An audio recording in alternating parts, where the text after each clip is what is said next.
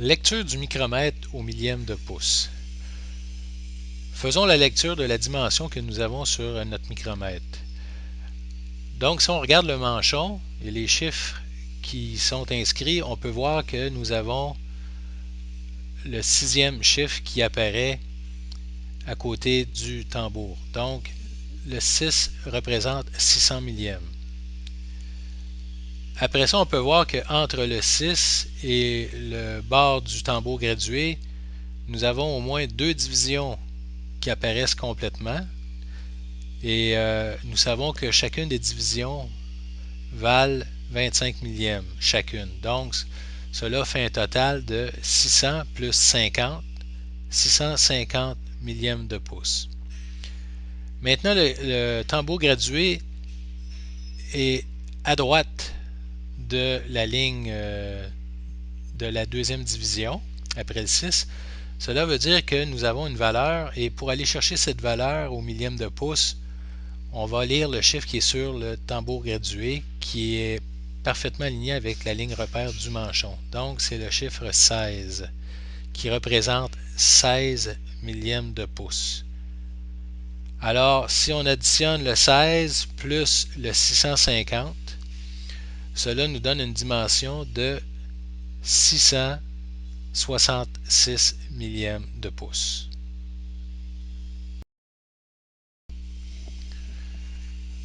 Faisons maintenant une autre lecture à l'aide de notre micromètre au millième de pouce.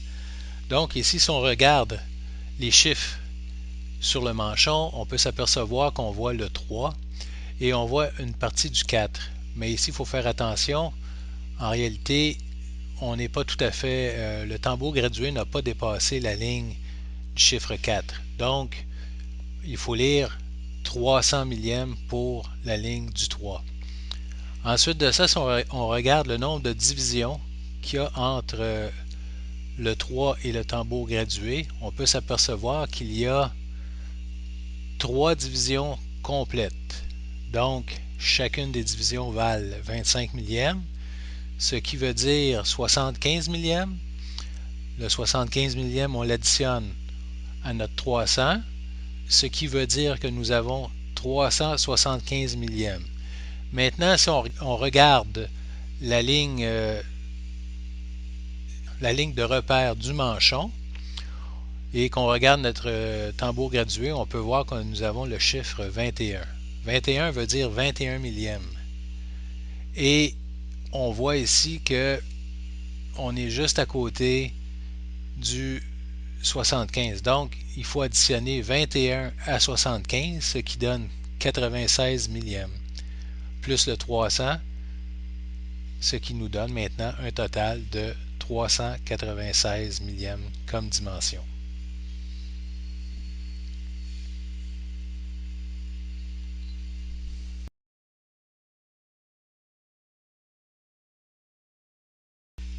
Lecture du micromètre au dixième de millième de pouce. Donc, si on regarde notre dimension que nous avons sur notre micromètre, qui est doté d'une échelle Vernier permettant la lecture au dixième de millième de pouce. On peut voir ici que nous avons le chiffre 4 qui apparaît au complet. Donc, ce qui veut dire que nous avons 400 millièmes. Ensuite de ça, on regarde le nombre de divisions qu'il y a entre le bord du tambour gradué et le chiffre 4. On peut s'apercevoir qu'il n'y a pas de division complète. Donc, ce qui veut dire que nous allons chercher la dimension directement sur le tambour gradué. Et on peut s'apercevoir maintenant qu'on est que la ligne repère du manchon n'arrive pas tout à fait sur la ligne du 10 millième ni de la ligne du 11 millième du tambour gradué. Ce qui veut dire maintenant qu'on pourrait interpréter que nous avons une dimension de 410 millièmes et demi. Mais si on veut être un peu plus précis, on peut utiliser l'échelle Vernier qui est sur le manchon, sur le dessus du manchon. Et à ce moment-là, ce qu'on fait, on n'a qu'à repérer la ligne du manchon de l'échelle vernier qui est parfaitement alignée avec un chiffre du tambour gradué.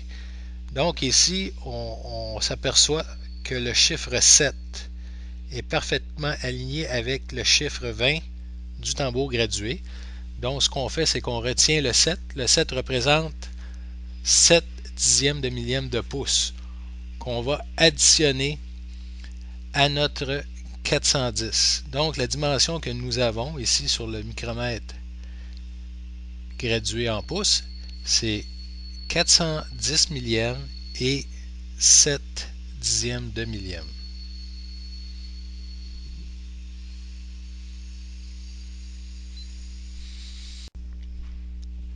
Faisons maintenant une autre lecture au dixième de millième de pouce. Donc si on regarde ici sur notre micromètre, sur le manchon du micromètre, nous avons le chiffre 7 qui représente 700 millièmes. Maintenant, après le chiffre 7 et le bord du tambour gradué, nous avons au moins deux divisions complètes. Ces deux divisions complètes représentent 25 millièmes chacune, donc 50 millièmes au total, ce qui fait maintenant une dimension de 750 millièmes. Maintenant, si on regarde comme il faut, on peut s'apercevoir que la ligne 15, qui représente 15 millièmes sur le tambour gradué, n'est pas tout à fait sur la ligne repère du manchon, ce qui veut dire que nous avons 750 plus 15, ce qui fait 765 millièmes et un peu plus. Mais on n'a pas tout à fait un millième de plus parce qu'on voit que la ligne du 16 est au-dessus de la ligne repère. Donc là, à ce moment-là, ce qu'on va faire, c'est qu'on va utiliser l'échelle vernier qui est sur le dessus du manchon et on va repérer quelle ligne qui arrive parfaitement, la ligne de l'échelle vernier qui arrive parfaitement avec une ligne du tambour gradué. Et on peut s'apercevoir que c'est la troisième ligne qui est parfaitement alignée avec la ligne du 21 du tambour gradué, ce qui veut donc dire qu'on va additionner 3 dixièmes de millième à notre 765 millième, ce qui fait une mesure totale de 765 millièmes et 3 dixièmes de millième de pouce.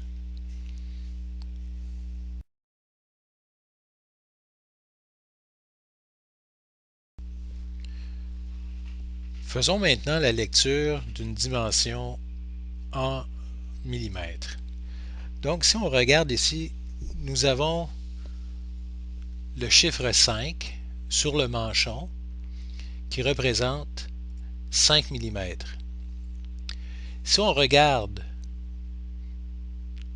le bord du tambour gradué, on peut s'apercevoir qu'il y a au moins une division après le 5 qui apparaît. Donc, une division sur la ligne de repère du manchon représente un demi-millimètre. Donc, ce qui veut dire que nous avons 5,50 mm. Maintenant, on peut s'apercevoir que le tambour gradué est légèrement à la droite de la division. Donc, ce qu'on doit faire maintenant, c'est d'aller chercher les centièmes de millimètre sur le tambour gradué. Ici, on peut voir que la 28e ligne est parfaitement alignée sur la ligne repère du manchon, ce qui veut donc dire que nous allons additionner à notre 5,50 0,28 mm pour un total de 5,78 mm.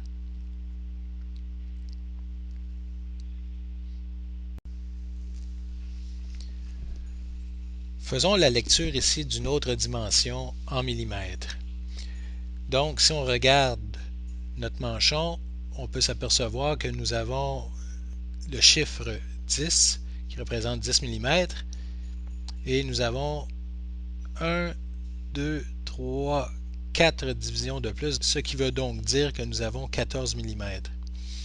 Si on regarde le tambour gradué, il est légèrement à la droite de la 14e ligne qui représente 14 mm, ce qui veut dire que nous avons 14 mm et 16 centièmes, étant donné que la ligne 16 est directement alignée sur la ligne repère du manchon. Donc, notre dimension ici est de 14 mm,16.